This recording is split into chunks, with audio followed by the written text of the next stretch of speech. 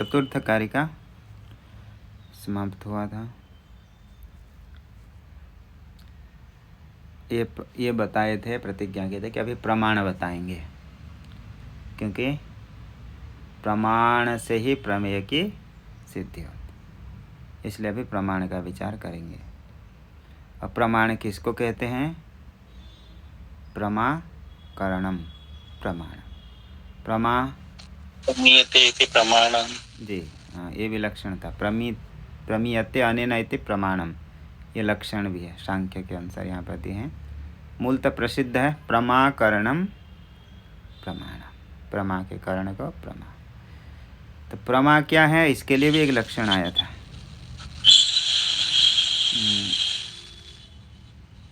अनधिगत, अबाधित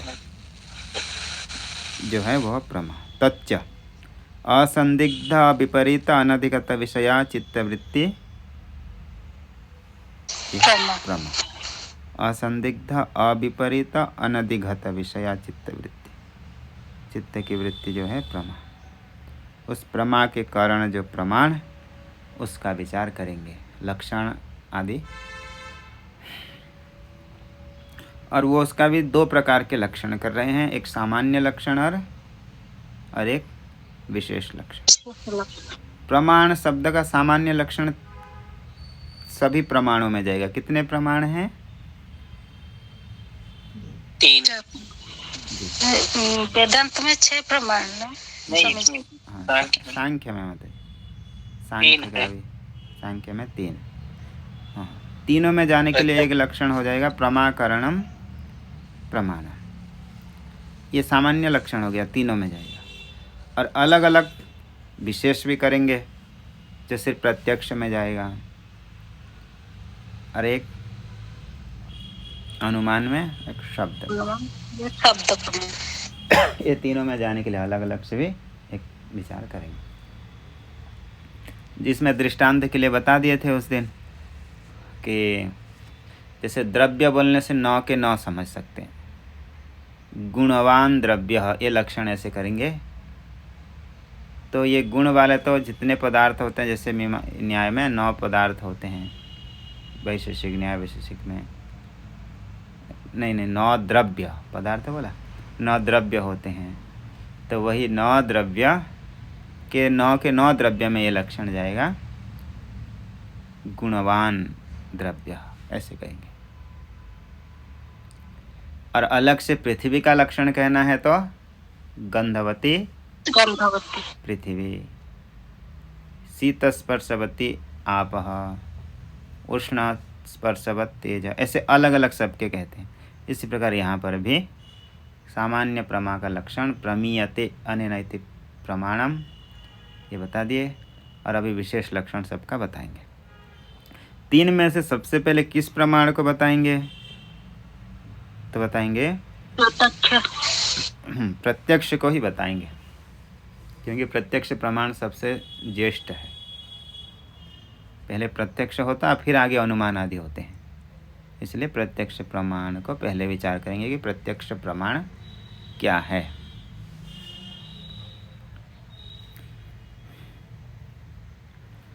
संप्रति यानी अधुना प्रमाण विशेष लक्षणावसरे, ये प्रमाण के विशेष लक्षण बताना है। इसी अवसर में प्रत्यक्षस्य सर्व प्रमाणेषु ज्येष्ठत्वात्, सर्व प्रमाणेषु जितने भी प्रमाण हैं, 3 प्रमाण हैं, इन्हीं 3 प्रमाणों में से ज्येष्ठत्वात्, श्रेष्ठ ज्येष्ठ है, इसलिए तद अधीनत्वाच्च अनुमानादीनाम, और प्रत्यक्ष प्रमाण के अधीन है बाकी अन्य प्रमाण। सर्ववादिनाम अविप्रतिपत्तिश्च, और सभी वादी इसी को मानते हैं। नास्तिक हो आस्तिक हो कोई भी हो, प्रत्यक्ष को कोई भी निराकरण नहीं करते हैं। इसलिए सर्ववादिनाम अविप्रतिपत्ति, विरुद्ध प्रतिपत्ति किसी के भी इसी विषय में नहीं है। विरुद्ध प्रतिपत्ति कोई भी ऐसा नहीं कहता है कि प्रत्यक्ष प्रमाण नहीं है, ऐसा कोई भी नहीं कहता है। इसमें सबका सहमति है कि प्रत्यक्ष प्रमाण होता है। अतः सर्ववादिनाम अविप्रतिपत्तिश्च, विप्रतिपत्ति नहीं होने से तदेव तावत, तदेव प्रत्यक्ष प्रमाणमेव तावत लक्षयति। सबसे पहले प्रत्यक्ष प्रमाण का लक्षण करेंगे।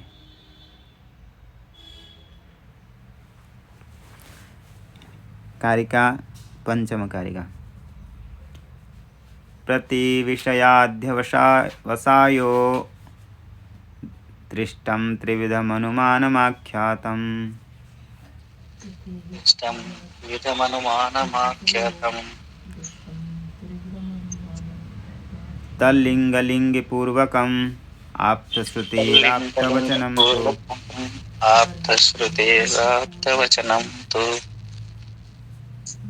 प्रतिविषयाध्यवसायो दृष्टं त्रिविधमनुमानमाख्यातम् तल्लिङ्गलिङ्गपूर्वकमाप्तश्रुतिराप्तवचनं तु प्रतिविषया अध्यवसायो दृष्टम, ये प्रत्यक्ष का लक्षण स्वरूप कथन कर रहे हैं। दृष्टम यानी प्रत्यक्षम, ये लक्ष्य है। दृष्ट जो प्रत्यक्ष प्रमाण, उसको यहाँ किस शब्द से कथन कर रहे हैं? दृष्ट शब्द। उसका लक्षण क्या है? प्रतिविषया अध्यवसायः, प्रत्येक विषय के प्रति जो अध्यवसाय है वह है प्रत्यक्ष। आगे बताएंगे, इसी में स्पष्ट रूप से अवयव एक करके बताएंगे। प्रति विषय, विषय विषय यानी प्रत्येक विषय के प्रति जो चित्त की वृत्ति वह प्रमाण है। विषय देश में जो जाने वाले वृत्ति उसका अध्यवसाय, व्यापार, बुद्धि के जो व्यापार अध्यवसाय वही ज्ञान है प्रत्यक्ष। आगे स्पष्ट हो जाएगा इसी में। ज्ञान अध्यवसाय ज्ञान।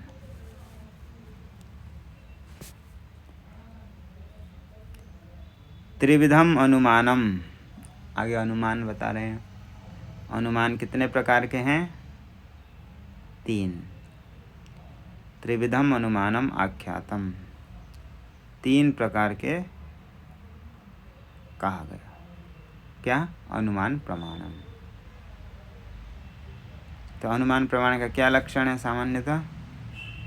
तल्लिंग लिंगे पूर्वकम, जिसमें लिंग लिंगे पूर्वक, लिंग हेतु तो साध्य परामर्श ज्ञान, इन सब पूर्वक जो होता है उसको क्या कहेंगे? अनुमान। तत् अनुमानम लिंग लिंग पूर्वकम। हेतु साध्य ज्ञान नहीं होगा तो अनुमान नहीं कर सकते हैं, तो हेतु साध्य पूर्वक ही अनुमान ज्ञान।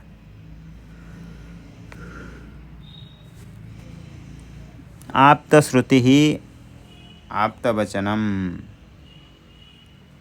आप्त श्रुति जो वाक्य ज्ञान, आप्त वचनम, आप्त वचन जो आप्त वचन शब्द प्रमाण है वह क्या है? आप्त श्रुति ही वाक्यार्थ ज्ञान, वाक्य जनित जो ज्ञान, वाक्यार्थ ज्ञान जिससे होता है आप्त वचनम शब्द प्रमाणम। आप्त वचन शब्द प्रमाण क्या है?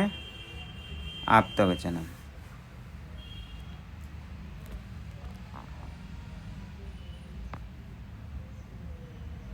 आप्त वचनम शब्द प्रमाण।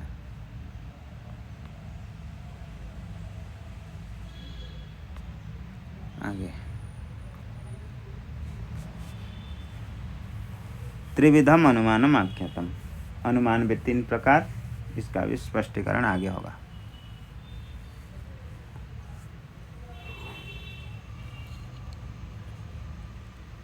पहले इसका अर्थ बता रहे हैं प्रत्यक्ष का।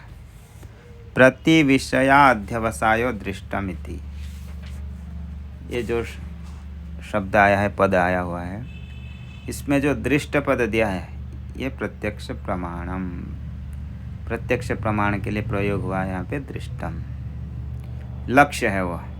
अत्र दृष्टमिति लक्ष्य निर्देश, प्रत्यक्ष प्रमाण का लक्षण करने आए हैं अभी। तो पहले प्रत्यक्ष प्रमाण का दूसरा नाम क्या है? लक्ष्य कौन है? दृष्टम। दृष्टम यानी प्रत्यक्ष प्रमाणम। उसका लक्षण क्या है? परिशिष्टम तु लक्षणम, जो बच गया प्रति विषय अध्यवसायो। प्रति विषय जो अध्यवसाय है इसको क्या कहते हैं? ये हो गया लक्षण। प्रत्यक्ष प्रमाण का लक्षण क्या हो गया? प्रति विषय अध्यवसायो, ये हो गया प्रत्यक्ष प्रमाण का लक्षण। और प्रत्यक्ष प्रमाण कौन है? दृष्टम, यह हो गया लक्ष्य। जैसे पृथ्वी है लक्ष्या, लक्ष्यम, और उसका लक्षण हो जाएगा गंधवत्वम, जैसे वो लक्ष्य और लक्षण। इसी प्रकार यहाँ दृष्टम लक्ष्य है और प्रति विषय अध्यवसायो ये लक्षण है। किसका लक्षण है? प्रत्यक्ष प्रमाण का।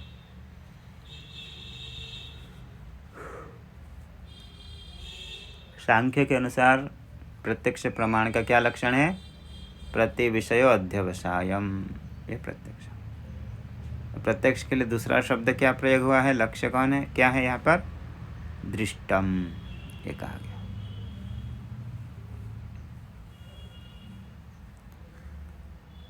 बोले ये समान असमान जातीय व्यवच्छेदार्थ लक्षणार्थ। लक्षण क्यों कर रहे हैं? लक्षण का क्या प्रयोजन है? यहाँ पर प्रत्यक्ष का लक्षण आया है। क्या लक्षण आया है? प्रति विषय अध्यवसाय, यह है प्रत्यक्ष का लक्षण। बताएंगे अभी कि इसका क्या अर्थ होगा, बस पहले ये समझे कि ये लक्षण है। किसका लक्षण है? प्रत्यक्ष प्रमाण का। प्रति विषय अध्यवसाय,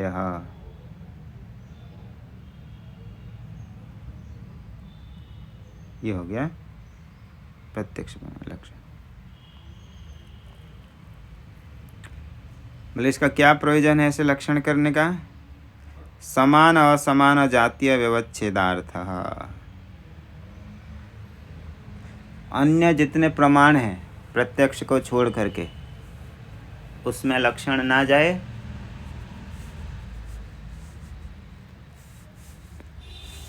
और उससे अतिरिक्त जो प्रमाण से अतिरिक्त प्रमेय है उसमें भी लक्षण ना जाए। समान जातीय हो जाएंगे प्रमाण, असमान जातीय हो जाएंगे प्रमेय। जिससे वृक्ष का सजातीय कौन है? समान जातीय।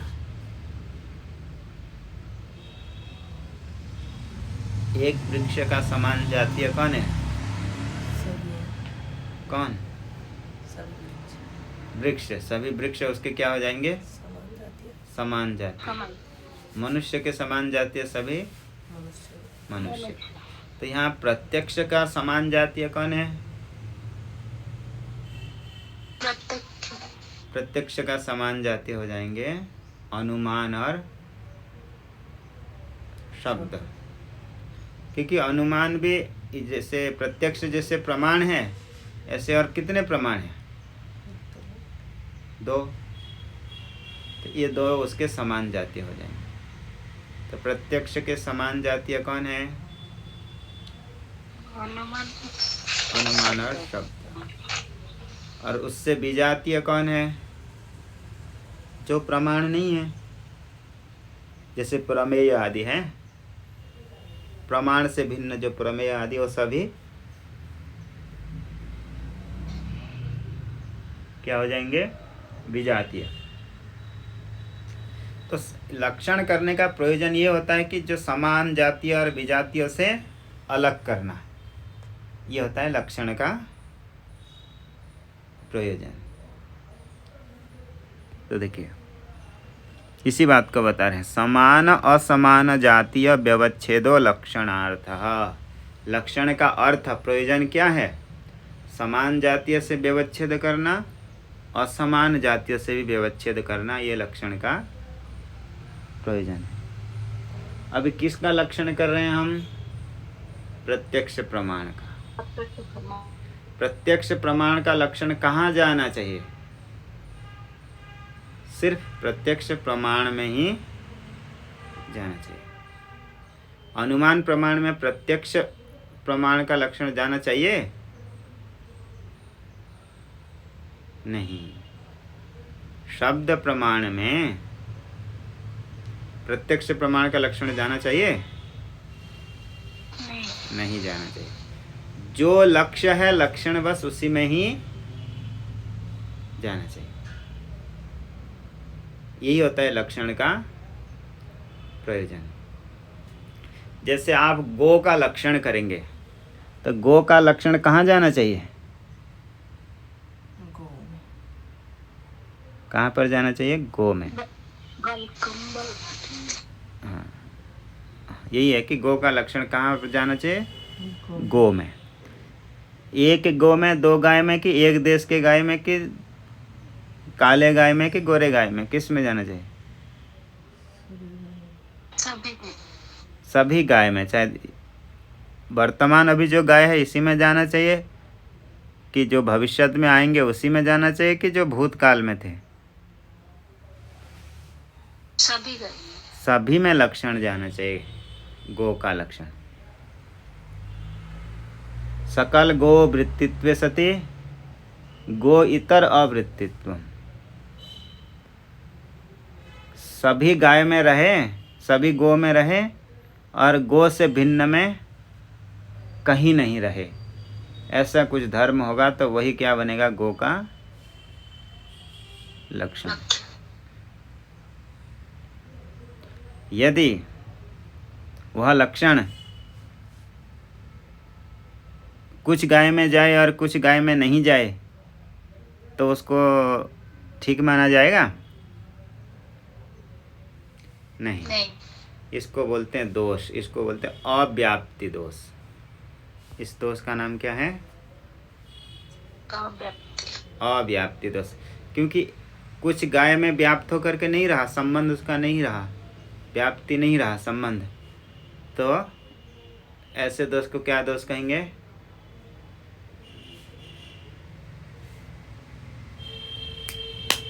क्या कर रहा है? सुनो। हाँ, तो जैसे गो का ऐसा कुछ लक्षण किए, जो लक्षण कुछ गाय में गया, कुछ गो में गया वह लक्षण, और कुछ गो में वो लक्षण नहीं गया, तो ऐसे दोष को क्या दोष बोलते हैं? अव्याप्ति। अव्याप्ति, व्याप्ति का मतलब होता है संबंध, अव्याप्ति मतलब संबंध का नहीं रहना, कुछ गाय में उसका लक्षण नहीं जाना, संबंध नहीं होना, ये हो गया अव्याप्ति। ये अव्याप्ति दोष कब होता है? यदि वह जो लक्षण बनाएंगे वह लक्षण यदि सभी में नहीं जाए, तब उसको उस लक्षण में कौन सा दोष आ जाएगा? अव्याप्ति दोष हो जाएगा। जैसे कि उदाहरण के लिए बोलेंगे, गो का लक्षण करते समय कहेंगे श्रृंगित्वम गोर लक्षणम।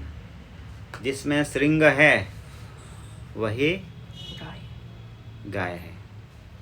श्रृंगित्वम गोर लक्षणम, जिसमें श्रृंग है वही गाय है, वही गो है, ऐसे कहेंगे। तो नहीं, ये लक्षण नहीं है, ये वाला लक्षण ये दृष्टांत इसमें नहीं है। दूसरा दृष्टांत है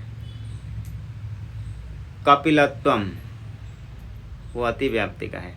कपिलत्वम गौर लक्षणम, जो कपिल वर्ण है, अथवा श्वेतत्वम, ये लक्षण करेंगे। जो श्वेत वर्ण है वही गाय है, ये लक्षण करेंगे। और श्रृंगित्वम नहीं लेना, वो अति व्याप्ति के लिए। गाय का क्या लक्षण करें हम? कपिलत्वम। कपिल एक सोने जैसा, कपिल वर्ण जैसे भूरा वर्ण होते हैं, लाल जैसे होते हैं, कपिला गाय। अथवा चलो वो ज़्यादा प्रसिद्ध नहीं है, तो श्वेत वर्ण के तो बहुत प्रसिद्ध हैं, सफ़ेद गाय। तो किसने गाय का लक्षण क्या किया? श्वेतत्वम, जिसमें जो श्वेत वर्ण वाल है वही क्या है? गाय। गाय। ये लक्षण सभी गाय में जाएगा? सभी गो में? नहीं जाए। कौन से गो में नहीं जाएगा? जो काली, नीली, पीली, लाल। तो जो काली गाय है उसमें ये लक्षण नहीं गया। इसलिए ऐसे लक्षण करना कि श्वेतत्वम की कपिलत्वम गौर लक्षणम, तो ये लक्षण ठीक लक्षण नहीं है, क्योंकि इसमें दोष आ गया। कौन सा दोष आया? अव्याप्ति दोष आ गया, क्योंकि ये सभी गाय में ये लक्षण नहीं गया। और एक ऐसा लक्षण करेंगे जैसे श्रृंगित्वम गौर लक्षणम, जिसमें श्रृंग है वही गो है, ऐसा लक्षण करेंगे। तो ये सभी गाय में तो ये लक्षण जाएगा? सभी गो में ये लक्षण जाएगा? नहीं जाएगा? जाएगा। सभी गाय में जो छोटे बछड़े होते अभी तो नहीं आए हैं, लेकिन बाद में श्रृंग नहीं आएंगे। हाँ, इसलिए सभी गाय में तो ये लक्षण चल जाएगा। कौन सा लक्षण? श्रृंगित्वम, श्रृंगित्वम गौर लक्षणम।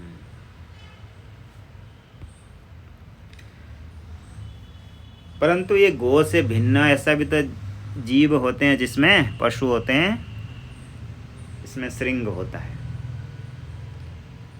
कौन? भेड़, बकरी, हाँ, भेड़ बकरी हैं, सांड है, भैंस है। उसके बाद भैंस आदि, महिष आदि, जो गो नहीं है लेकिन उसमें भी श्रृंग है। तो इसलिए ये श्रृंगित्वम गौर लक्षणम ऐसा भी नहीं कर सकते। तो बोले लक्षण ऐसा करना चाहिए जो जिसमें ये अतिव्याप्ति, क्योंकि ये अतिव्याप्ति दोष हो गया, गो में भी रहा और गो से भिन्न में भी ये लक्षण रह गया। लक्षण क्या होना चाहिए? जो समान जातीय में बिना हो और असमान जातीय में भी नहीं हो, ये लक्षण का प्रयोजन होता है। तो इसी प्रकार अव्याप्ति, अतिव्याप्ति ये दोष होते हैं। इसलिए आगे जाकर के शासनादिमत्वम ऐसे लक्षण करेंगे, जिसमें शासना है वही गो है। ऐसे लक्षण कर देंगे तो शासनादिमत्वम गौर लक्षणम, ये सभी गाय में जाएगा, और गाय से कोई गो से अतिरिक्त में कहीं पे नहीं जाएगा। शासना वही गल कंबल। ओहो, हाँ जी जी, जी, उसका गलों में जो था है। हाँ, ऐसे ऐसे झूलता रहता है, ऐसे गल कंबल, गल कंबल बोलते हैं क्या? गला कंबल, हाँ। तो वही उसका लक्षण है, क्योंकि वो सिर्फ गाय में ही रहता है और कहीं पे नहीं रहता। थोड़ा सा गिरगिट में भी होता है ऐसे, गिरगिट,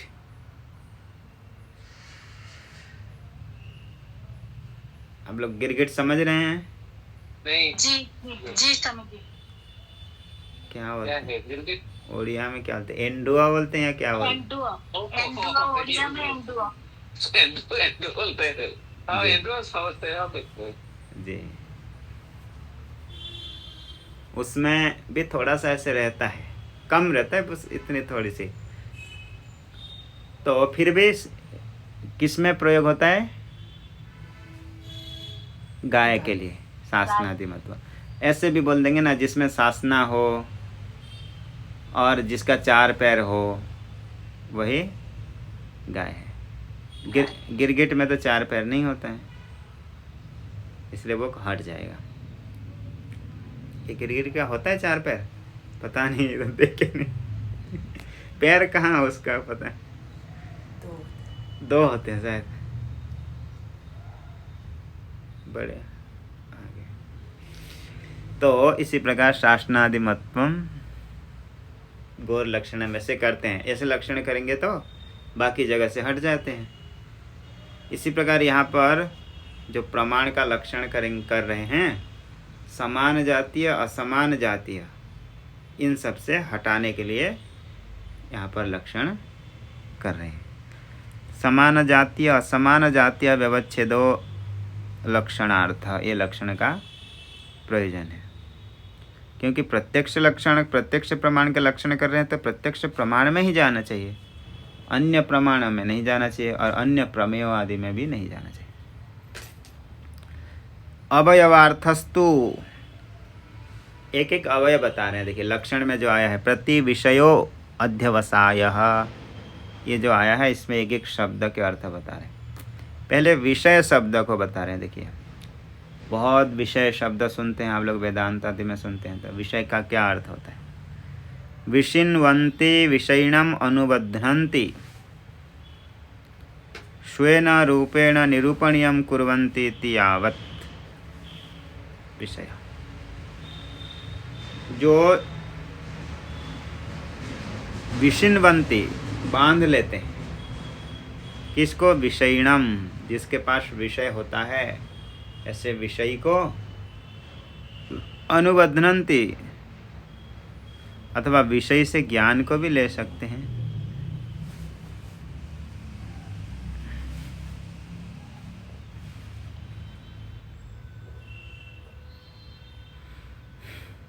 विषय का अर्थ ज्ञान भी होता है, तो विषय से ज्ञान को भी लेंगे। ऐसे तो वेदांत व्याख्या करते थे, विषय यानी आत्मा को भी ले लेते हैं कि जिसमें विषय, जिस व्यक्ति में विषय है। तो विषय शब्द से किसको लेना है? ज्ञान। देखिए विशिन्वन्ति विषयिणम अनुबध्नन्ति, अनुबध्नन्ति मतलब स्वरूप से निरूपण करा देते हैं। देखो विशिन्वन्ति विषयिणम अनुबध्नन्ति, अनुबध्नन्ति का क्या अर्थ है? स्वेन रूपेण निरूपणीयं कुर्वन्ति इति विषयः। अर्थात जो ज्ञान को अपने स्वरूप में ढाल देता है, विषय जो विषय होता है ज्ञान को क्या करता है? अपने स्वरूप में ढाल देता है, मतलब परिवर्तित कर देता है, उसी रूप को धारण करा देता है। जैसे अभी देखिए आप ज्ञान ऐसे शब्द प्रयोग करेंगे तो ज्ञान, और आप कहेंगे घट ज्ञान, तो यहाँ विषय बनता है घट। उस ज्ञान को घट रूप आकार में परिवर्तित कर देता है कौन? विषय। तो विषय को अपने स्वरूप में ढक देता है, आकार दे देता है, इसलिए उसको विषय कहते हैं। आगे पृथ्वी आदि हैं, इसको फिर विचार ठीक से कल करें। ओम पूर्णमदः पूर्णमिदं पूर्णात् पूर्णमुदच्यते पूर्णस्य पूर्णमादाय पूर्णमेवावशिष्यते। ओम शांति शांति शांति। ओम।